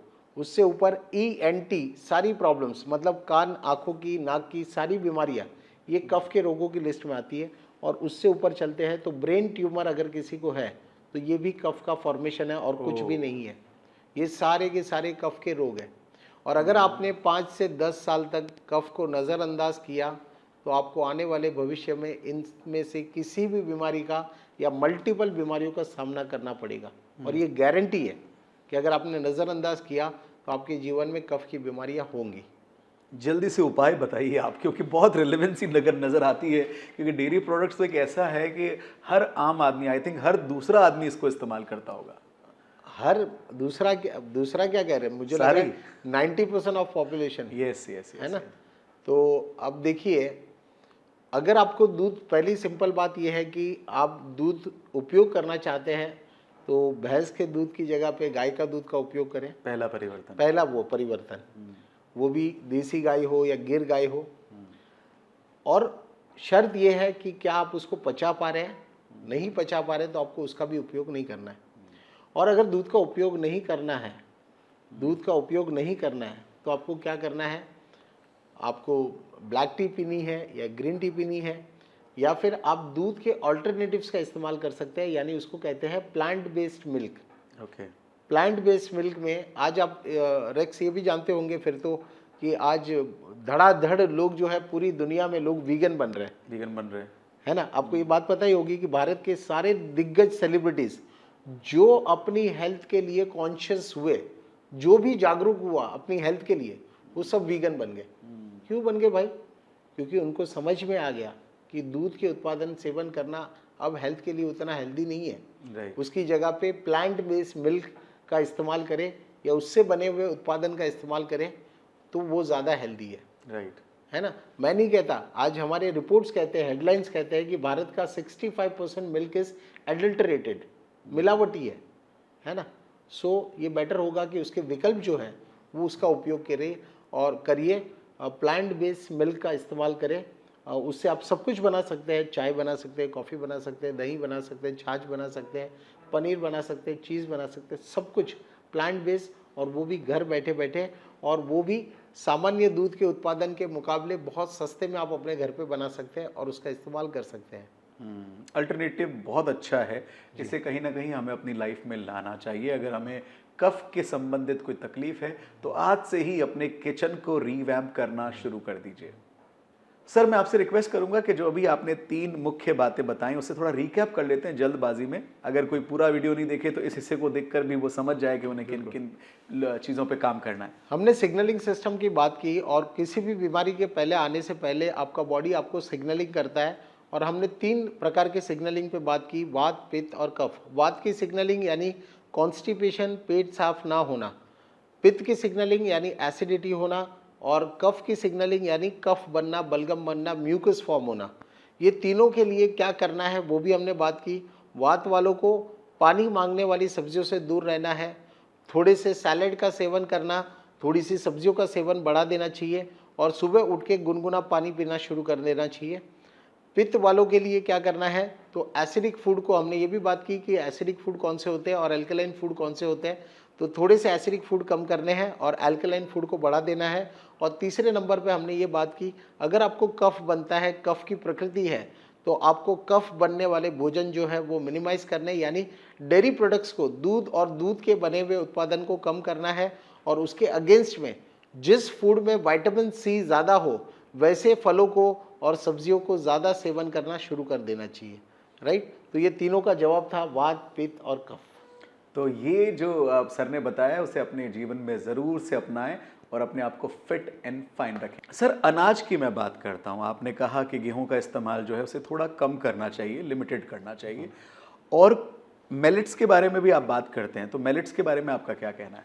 बिल्कुल, मैं अक्सर लोगों से ये कहता हूँ कि गेहूं जो है वो बहुत ज़्यादा मॉडिफाई हो चुका है, जेनेटिकली मॉडिफाई हो चुका है, जीएमओ जिसको कहते हैं, और उससे उसमें ग्लूटेन की मात्रा बहुत बढ़ गई है। और सब लोग जानते हैं, आज मुझे इसके लिए किसी को बताने की ज़रूरत नहीं है कि गेहूं में ग्लूटेन है और वो हमारी हेल्थ के लिए अच्छा नहीं, सबको मालूम है। तो जब आप गेहूँ चावल का इस्तेमाल कम करेंगे तो ऑब्वियसली आपको कोई तो कुछ तो बढ़ाना पड़ेगा ना खाने में।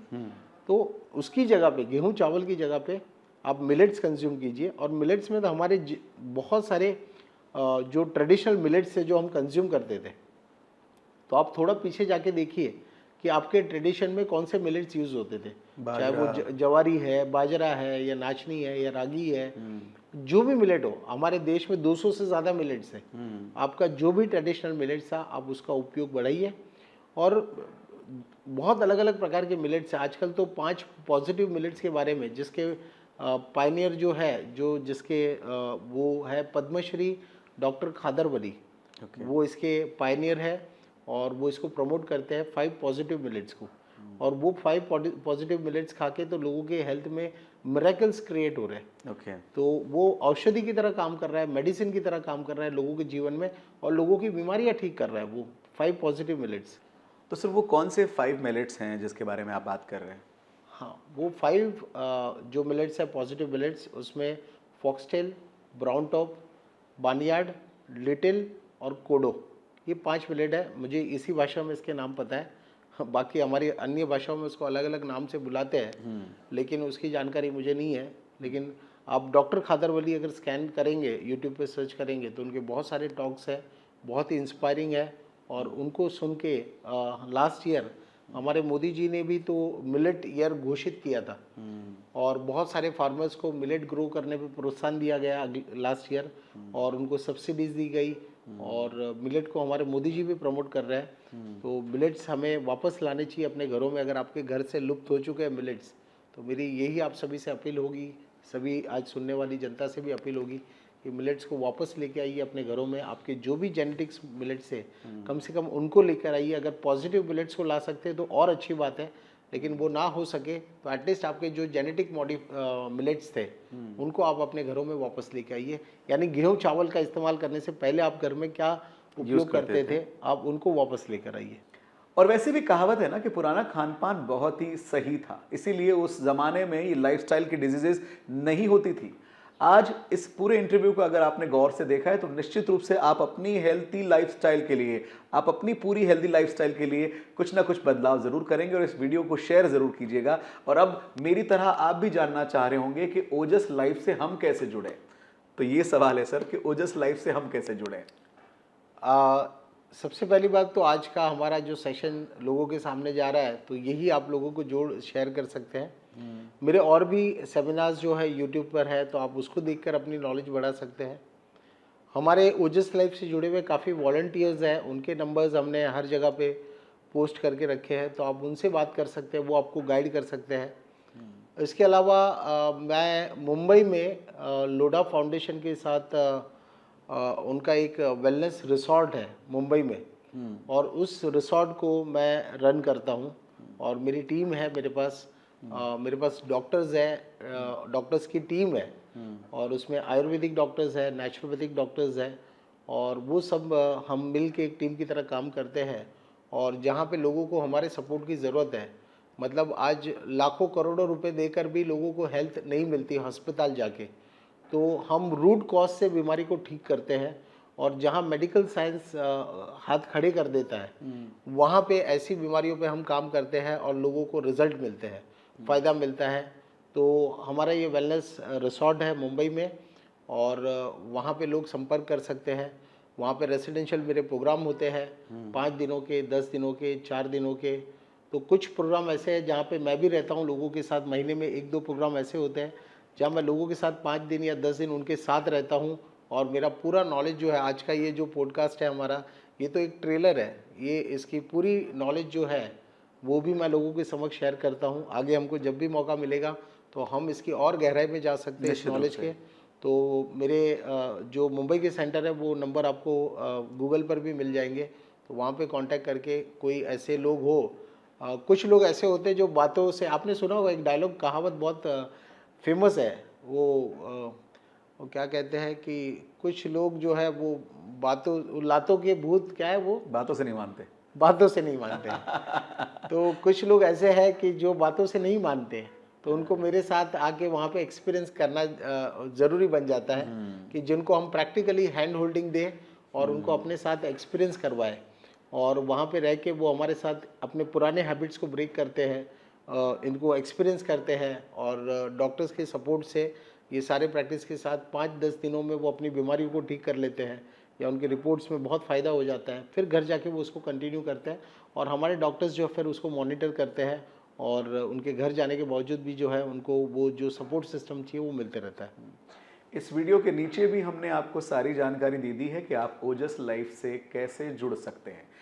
अतुल जी, मैं आपका बहुत आभार व्यक्त करना चाहूँगा कि आपने ये जो जानकारियाँ जो हमारे पास थी उन्हें आपने रीवैम्प किया है, आपने उन्हें पुनः जीवित किया है और आपने ऐसी कोई चीज़ नहीं बताई जो हम नहीं कर सकते।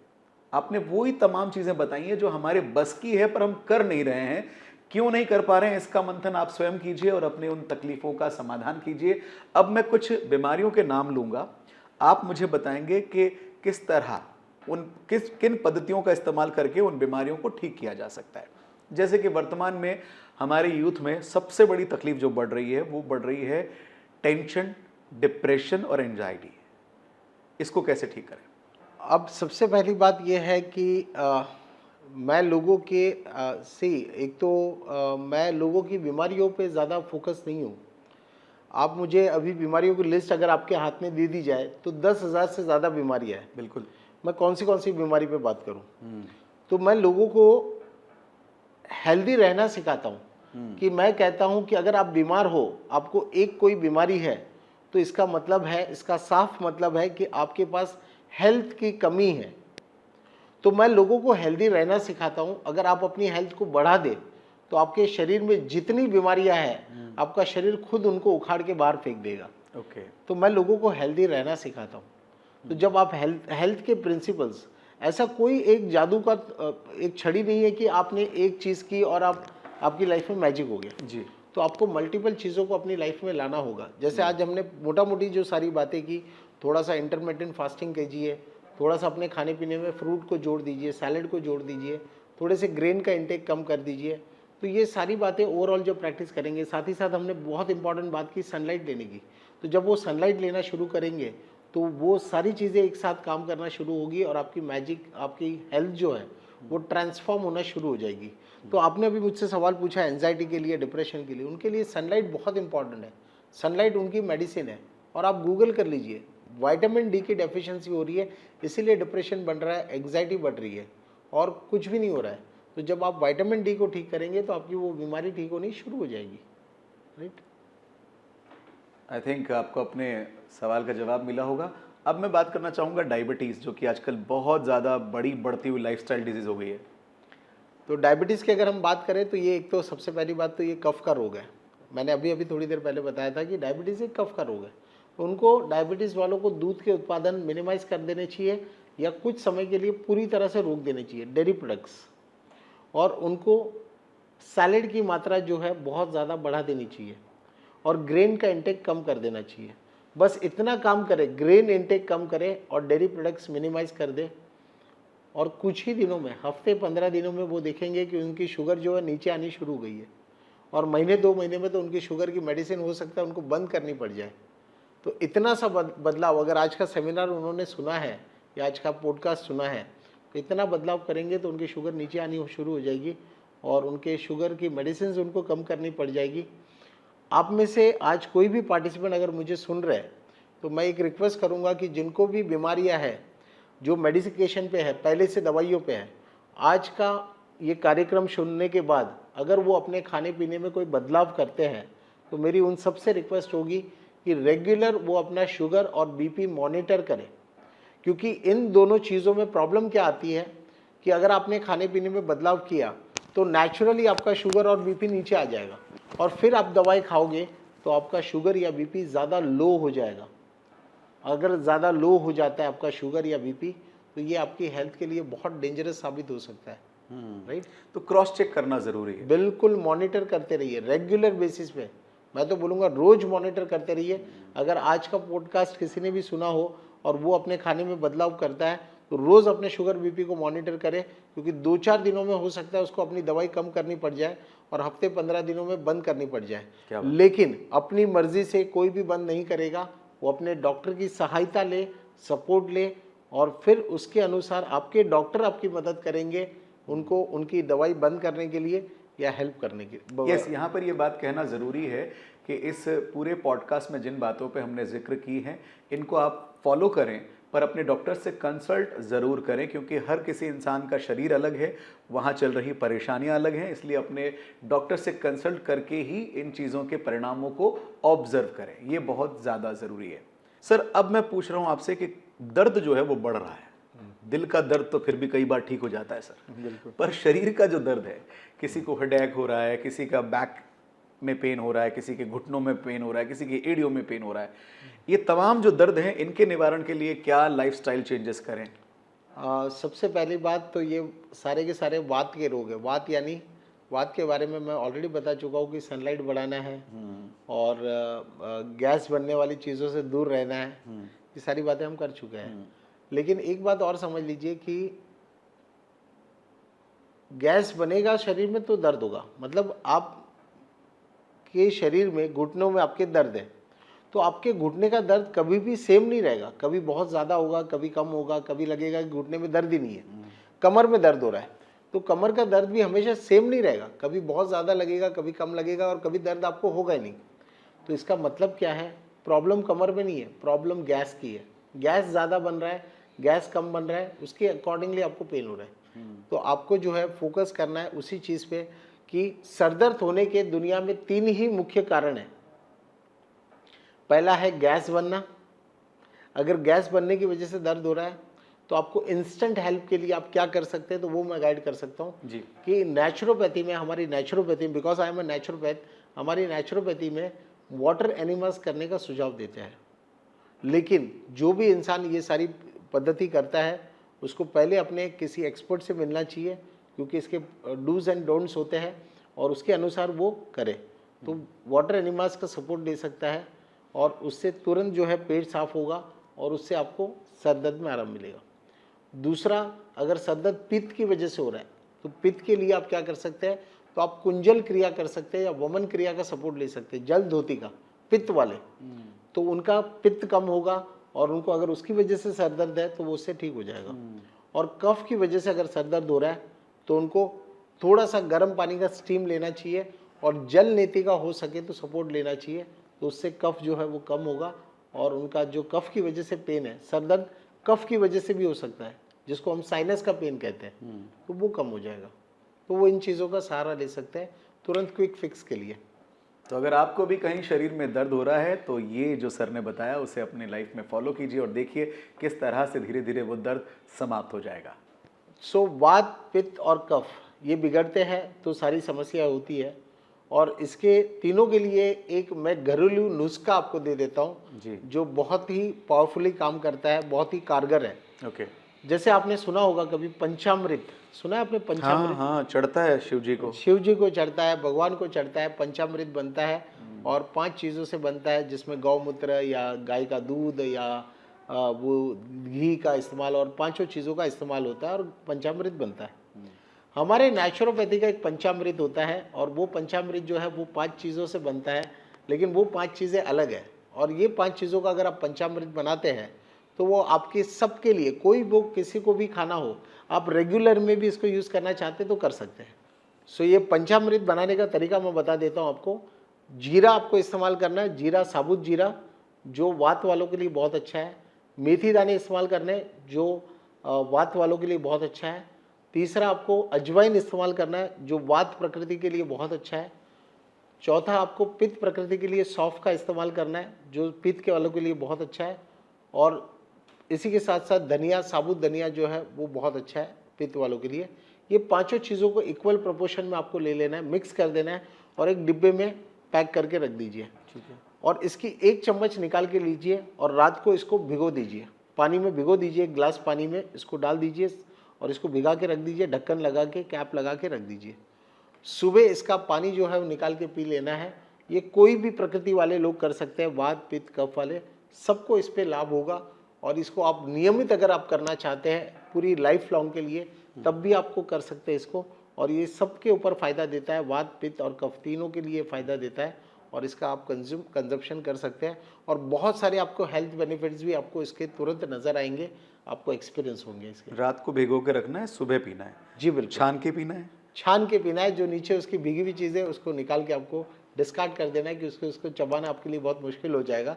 और सारी मेडिसिन इसकी जो है वो पानी में आ जाती है, तो उसका पानी ही हमारे लिए अमृत है और उसी को इस्तेमाल करना है। इसी को हम पंचामृत कहते हैं हमारी नेचुरोपैथी में। बहुत सही है। तो अगर आप भी इन तमाम तकलीफ़ों से परेशान हैं तो ये पंचामृत तो तुरंत प्रभाव से आज रात को ही भिगो दीजिए और कल से इसका इस्तेमाल करना शुरू कर दीजिए। बहुत बहुत शुक्रिया अतुल जी, आप हमारे सूर्यनगरी जोधपुर आए और यकीन मानिए, मैं मेरे व्यूवर्स का तो मुझे पता नहीं, पर मुझे पर्सनली अपनी लाइफ को कैसे हेल्दी बनाना है उसके लिए कई सारे मंत्राज मिले हैं। उसके लिए हम आपको कोटि कोटि धन्यवाद देते हैं। और जिस भाव से ओजस लाइफ लोगों के ज़िंदगी को वाकई खूबसूरत बना रही है, उसके लिए भी मैं ओजस लाइफ और इनकी पूरी संस्थान को बहुत बहुत धन्यवाद देना चाहता हूं कि आप निस्वार्थ भाव से लोगों में अपने ही स्वास्थ्य के प्रति जो जागरूकता पैदा कर रहे हैं वो काबिल तारीफ है। इस इंटरव्यू का आइडिया हमें सजेस्ट करने वाले सुरेश राठी जी का भी बहुत बहुत शुक्रिया, जिन्होंने इन्हें जोधपुर इनवाइट किया। और मैं निवेदन करूंगा राठी साहब से कि समय समय पर आप सर को यहाँ बुलाते रहें, क्योंकि रेजिडेंशियल जो सेमिनार होती है उसके लिए तो हमें मुंबई जाना पड़ेगा, पर सर यहाँ आते रहेंगे तो कहीं ना कहीं हमारी लाइफस्टाइल जरूर से बदल जाएगी। बहुत बहुत शुक्रिया आप सबका जिन्होंने ये पॉडकास्ट देखा है। मैं और अतुल सर हम आपसे यही निवेदन करेंगे कि इसे शेयर जरूर करें। वीडियो को शेयर करें ना करें कोई प्रॉब्लम नहीं है, पर जो आपने सीखा है, जो आपने अपने हेल्दी लाइफ के मंत्रास को सीखा है अतुल जी के जीवन से, उनको शेयर कीजिए। जो लोग बिस्तरों में पहुंच गए हैं अपनी लाइफस्टाइल के चक्कर में, उन्हें ठीक करने के लिए मदद कीजिए। आपके खुद की पर्सनैलिटी को ग्रूम करने के लिए इन तमाम मंत्रास को इस्तेमाल कीजिए और ओजस लाइफ और इस तरह की प्रेरणादायक चीज़ों से जुड़े रहिए। बहुत बहुत शुक्रिया।